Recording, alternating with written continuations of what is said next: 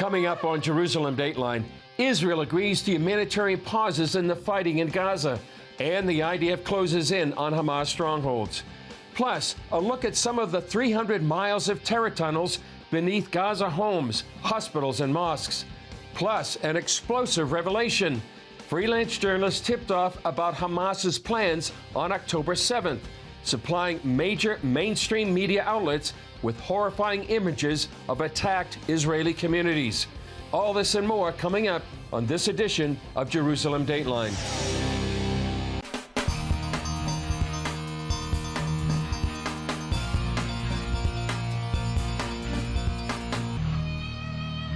Hello and welcome to Jerusalem Dateline. I'm Chris Mitchell. Inside the Gaza Strip, the IDF is closing onto key Hamas strongholds. And for the first time since the beginning of the war, Israel has also agreed to limited daily humanitarian pauses. Israeli Prime Minister Benjamin Netanyahu told Fox News that the pauses that the White House announced will be limited and only in different neighborhoods so that civilians can get away. But he again made clear there will be no ceasefire until all the hostages are released. No, the fighting continues against the Hamas enemy, the Hamas terrorists, but in specific locations for a given period of a few hours here, a few hours there, we want to facilitate a safe passage of civilians away from the zone of fighting. So far, thousands of Gazans have been able to flee the fighting in the north to safer areas in the south.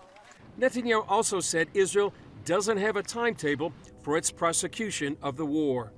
I've set goals. I didn't set a timetable because, it can take more time. I wish it'll take little time. But we're proceeding step by step, reducing our casualties in the process, trying to reduce and minimize civilian casualties and maximize the casualties of the Hamas terrorists. And so far, I think it's proceeding well. For the first time, the Israeli Defense Forces Chief of Staff entered deep into the heart of the Gaza Strip. The Israeli military captured one of Hamas's main bases, which it used to plan and prepare for the October 7th massacre. The IDF showed some of Hamas's facilities and weapons are located next to schools, kindergartens, medical clinics, and mosques. And the role of the media has become an issue again, after the media watchdog group posted a photo of freelance photographer Hassan Elysia being kissed by Hamas leader Yahya Sinwar on October 7th. After the expose of freelance journalists on the scene of the massacre, who have worked for publications like AP, CNN, and the New York Times, Israeli Prime Minister Benjamin Netanyahu tweeted, "These journalists were accomplices in crimes against humanity. Their actions were contrary to professional ethics." The news services said they had no idea of any advanced knowledge of the attacks, and AP and CNN cut ties with him.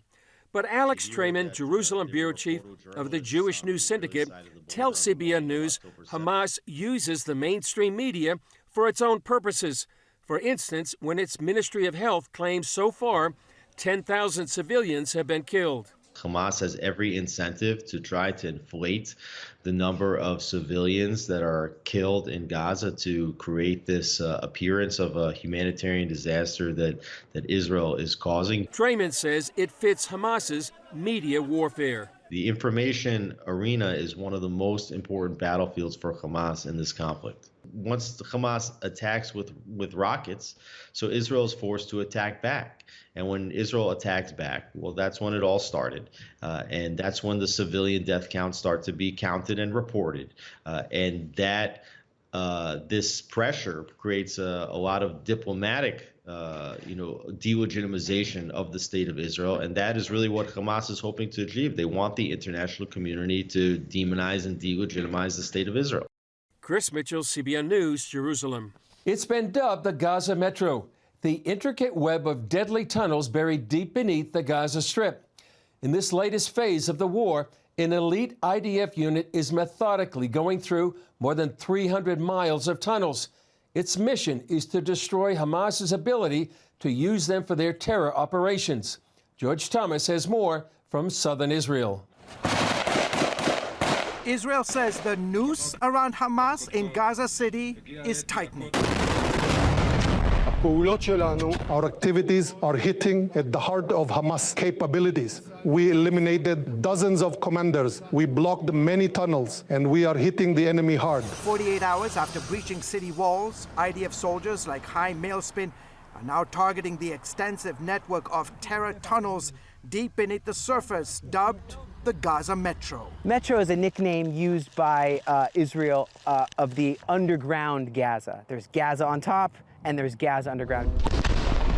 Mailspin, who has served almost 20 years in the Israeli army, was called up a month ago to take part in the military operations in the Gaza Strip. Today, he is right in the thick of it, focusing on hundreds of miles of those tunnels. Mailspin is part of the IDF's elite Special Operations Yahalom unit that's in charge of demolishing Hamas's tunnel networks. Gaza Underground is, as you probably heard, 500 kilometers worth of tunnels. What you really have is various kinds. You've got the attack tunnels. Then you have tunnels that are for supplies and for weapons and for caches and for command centers. Then you have small tunnels that are about, let's just say, as wide as I can stretch my hands, and they, like, say this wide, and then you have in there just to run troops through. The IDF releasing several videos showing its troops blowing up tunnel entrances and various shafts, some located near amusement parks like this one, while others, like this attack tunnel, discovered on the first floor of an apartment building. The route passed through a residential neighborhood, through civilian houses, right through the living room of a house. Each tunnel discovery, some located near mosques, hospitals, schools, and churches, coming chock full with weapons like mortars, guns, grenades, RPGs, mines, and more. Now, all the systems aren't just a straight line. You have secret rooms, doors. You have so many things that you just got to be careful of. This map showing a high concentration of tunnels in the north and south, with a few in the middle of the Gaza Strip. And now, as IDF forces push deeper into the city,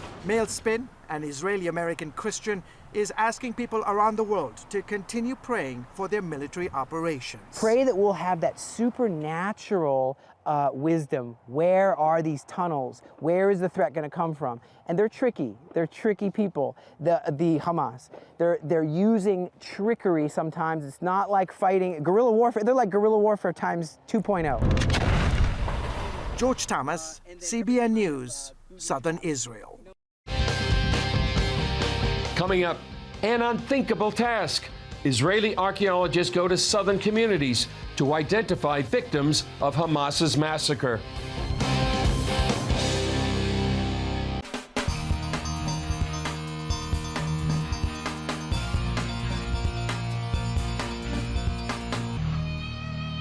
The Israel Antiquities Authority is known worldwide for excavating sites and artifacts from biblical times. As CBN Middle East correspondent Julie Stahl tells us, a new mission has archaeologists involved in recovery efforts from the October 7th massacre.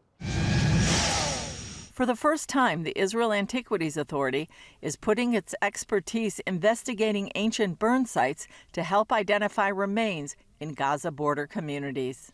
We are able to go into these houses and apply our archaeological methodology into a modern context, as difficult as that is emotionally, but be able to understand what happened in the building, to divide the building into different locations in order to specifically place different events, and to sift through the burnt remains in order to look for anything that can help us identify missing peoples, be it personal adornments, which may be specific to a certain individual that we know is missing, or human remains, primarily human bones, which were burned.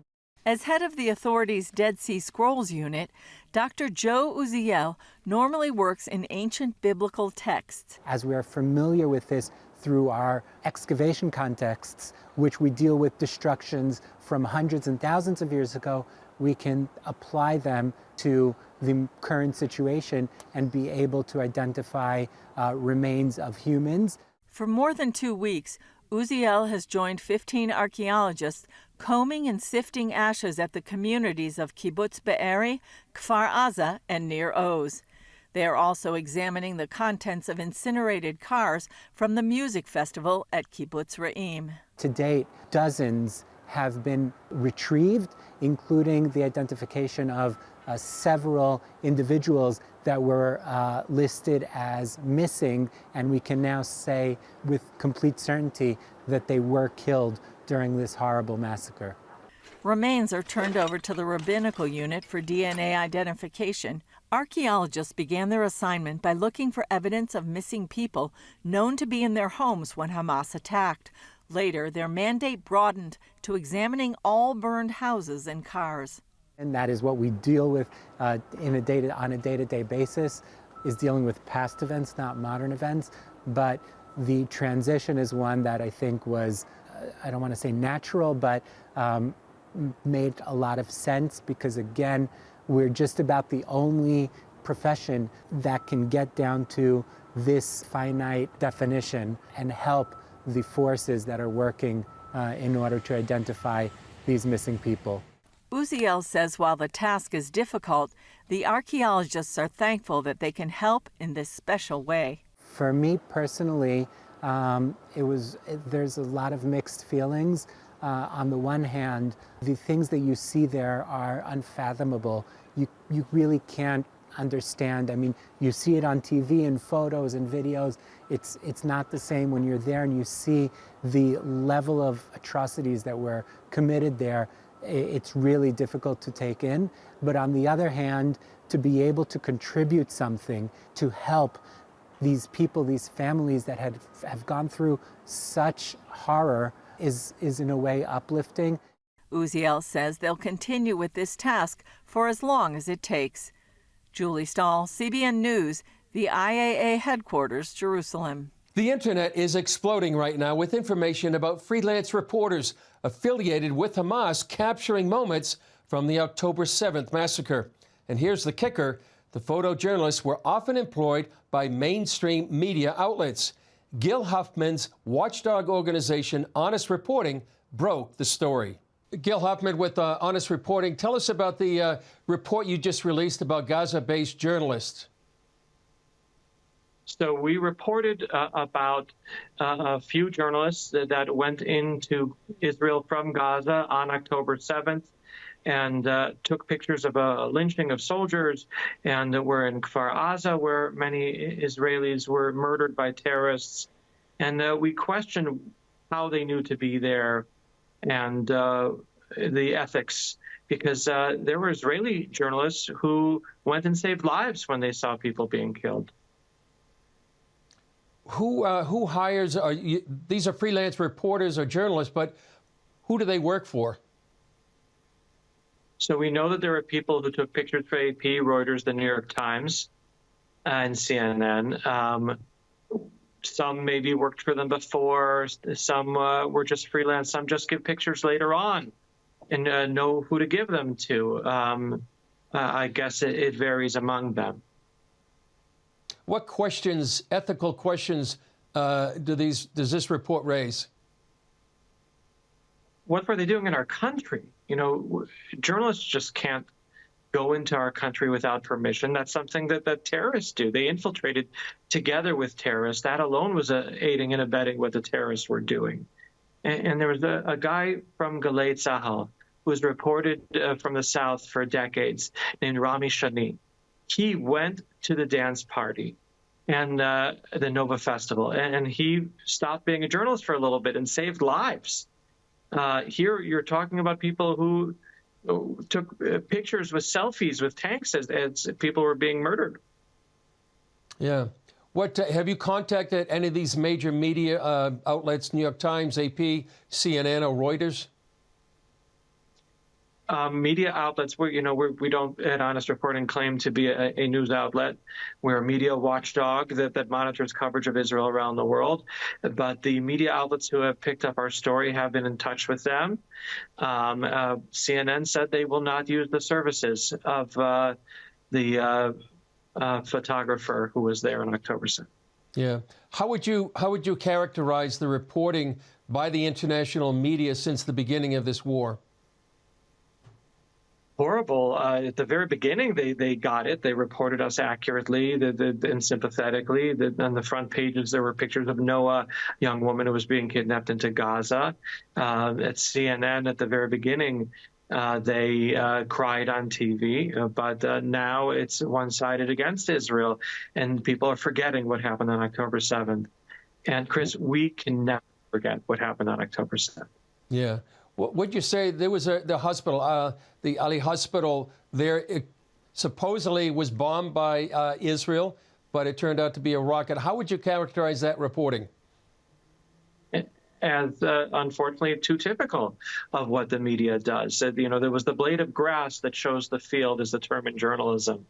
They took what Hamas said, the Hamas health ministry, as if it was gospel coming straight from the mouth of Jesus.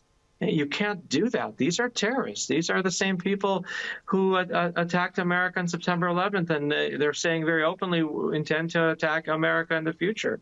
That's why it's so important that Israel win this war. In order to win this war, we need to win on the media battlefield, and that's the key to winning on the military battlefield. It's not just me who said that.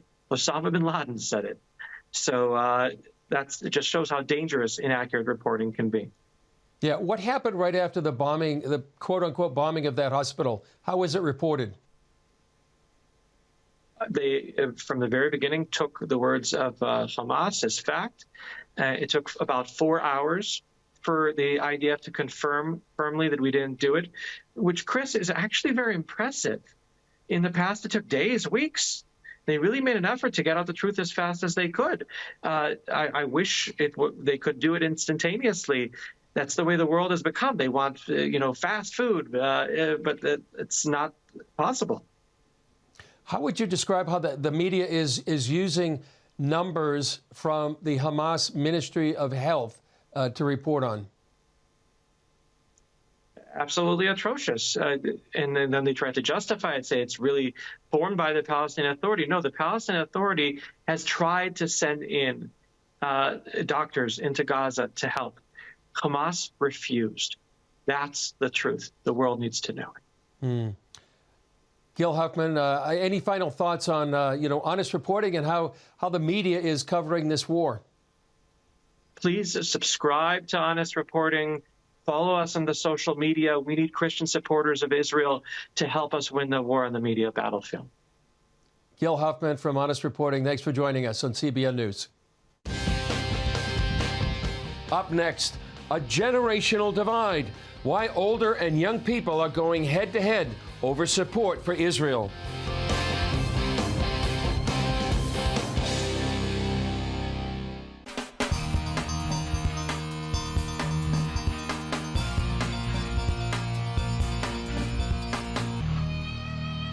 Israel's war with Hamas has multiple fronts, one of those being the digital space. In the U.S., the information war continues, and a deep division is emerging between supporters of Israel and supporters of the Palestinians. Brody Carter has more. Free, free Palestine! Free, free Palestine! These protests are gaining strength as the Israel-Hamas war deepens. Pro-Palestinian movements like this have been sprouting up all over the world. Here at the March on Washington, there's upwards of 30,000 people here. That's according to a permit from the National Park Service. And their main call is to free Palestine. Free, free Palestine! We are an opponent of the political ideology of Zionism, which we view as a racist ideology that aims to justify the expulsion of indigenous people from their land, in this case, the Palestinian people. Walter Smilarek with Answer Coalition helped coordinate the event. Still, a Harvard Caps Harris poll led by pollster Mark Penn shows an 84% majority of Americans support Israel over Hamas. Penn found a growing divide of support between generations. As 95% of those over 65 supported Israel, and only 52% of those 18 to 24 supported Israel.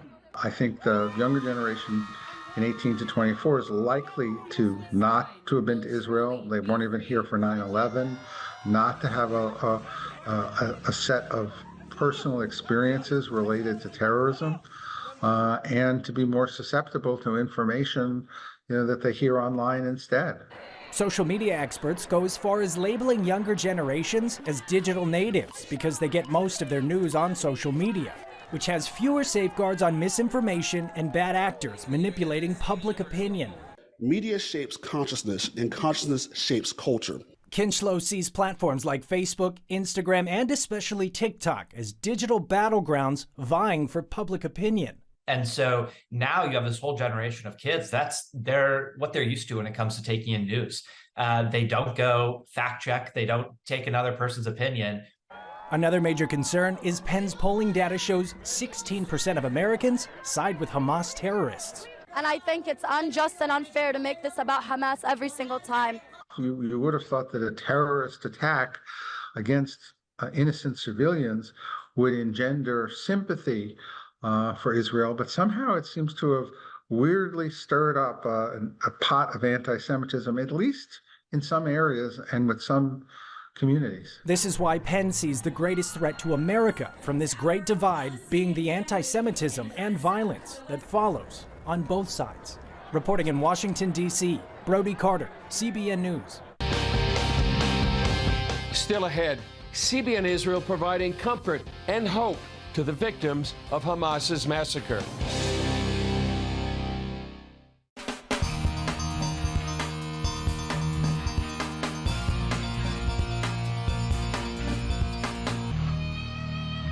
War is inherently traumatic, and feeling it intensely right now are the families forced to leave their homes in the north and the south for safety.